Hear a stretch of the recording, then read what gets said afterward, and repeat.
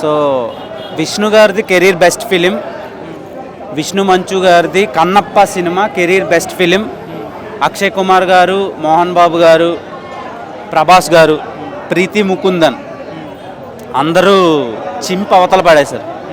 చెప్తున్నాను కదా, లిటరల్గా ఇలాంటి సినిమాని మీరు మంచు ఫ్యామిలీ నుంచి ఎక్స్పెక్ట్ చేయరు, షాకింగ్లో ఉంటారు. సినిమాలో ప్లస్ ఏంటి మైనస్ ఏంటి? ప్లస్ శివుడు, మైనస్లో అయితే నాకు ఫస్ట్ హాఫ్ లాగ్ అనిపించింది.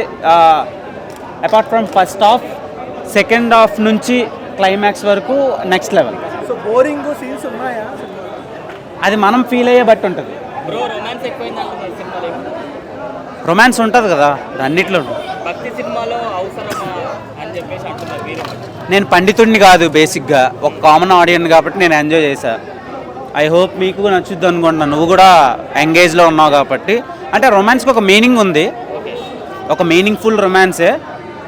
మరి అది పోర్ట్రే అయ్యే విధానం ఒక్కొక్కరికి ఒక్కొక్కలా అనిపిస్తుంది.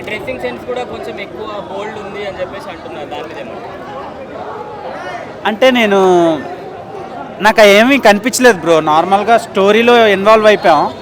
స్టోరీలో వన్స్ ఇన్వాల్వ్ అయిపోయిన తర్వాత ఎక్కడ మీకు బోల్డ్ కానీ రొమాన్స్ కానీ ఎక్కువ అనిపించదు. ఎంత ఉండాలో అంతే ఉందనిపించింది నా వరకు.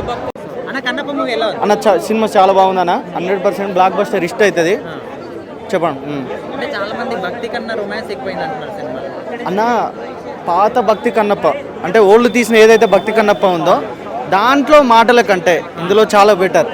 అంటే అప్పటికి అనుగుణంగా అప్పుడు తీశారు, ఇప్పటికి ఉన్నప్పుడు అనుగుణంగా ఇప్పుడు తీశారు. ఇప్పుడు ఫ్యామిలీతో వెళ్ళి మనం చూస్తాం కాబట్టి ఇప్పుడు మాటలు దానికి అనుగుణంగా ఉంది అన్న. సినిమా చాలా బాగుంది అన్న, 100% బాగుంది. బ్లాక్ బస్టర్ హిట్ అన్న. ఒక్కొక్క క్యారెక్టర్ ఒక్కొక్క ఎంట్రీ మాత్రం పీక్స్ అన్న. ఒక్కొక్క ఎంట్రీ చాలా పీక్స్.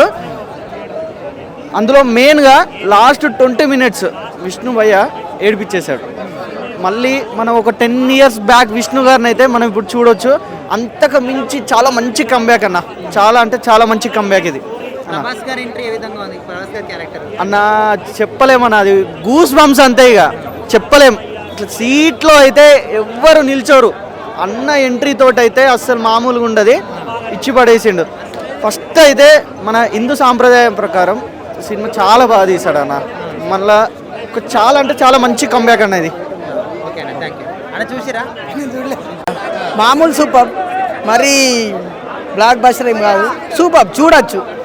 సినిమాలో ప్రత్యేకత ఏంటంటే చెప్పడానికి, ఫస్ట్ హాఫ్లో వచ్చేసి హీరోయిన్ నడుము భయ, హీరోయిన్ నడుము చూసి విష్ణు పడిపోతాడు. ఆ సీన్ ఉంటుంది భయ, వెరీ వెరీ సూపర్. హీరోయిన్ తెగ నటించేసింది. ఆ విష్ణు పడిపోవడం ఏంటో కానీ థియేటర్లో ఉన్న వాళ్ళందరికీ దిమ్మ తిరిగిపోతుంది. ఆ షాట్ అలా వచ్చింది భయ. హీరోయిన్ వెరీ వెరీ సూపర్ భయ. సెకండ్ హాఫ్ వచ్చేసి ప్రభాస్ భయ, ప్రభాస్ యాక్టింగ్ ఇరుగా తీసేసాడు భయ. ప్రభాస్ యాక్టింగ్లో జీవించాడని చెప్పచ్చు. ప్రభాస్ యాక్టింగ్లో జీవించేశాడు భయ, జీవించేశాడు. ప్రభాస్ ఒక బాహుబలి యాక్టింగ్ వేరు, ఈ యాక్టింగ్ వేరు. ఆ బాహుబలి యాక్టింగ్ ఈ యాక్టింగ్ దేవుడి రూపంలో ఇరుగా తీశాడు భయ. రుద్రుడు ఎలా ఉంటారో ఎవ్వరికి తెలియదు. బహుశా ప్రభాస్ లాగే ఉంటాడు కావచ్చు, అందుకే ఈ రుద్రుడిని భూమి మీద పుట్టించాడు. సూపర్ భయ, యాక్టింగ్ ఇరుగా తీసి పారేశాడు ప్రభాస్. సూపర్. ప్రభాస్ కోసమే ఒకసారి చూడాలి భయ, తప్పకుండా చూడాలి ఈ స్క్రీన్లో.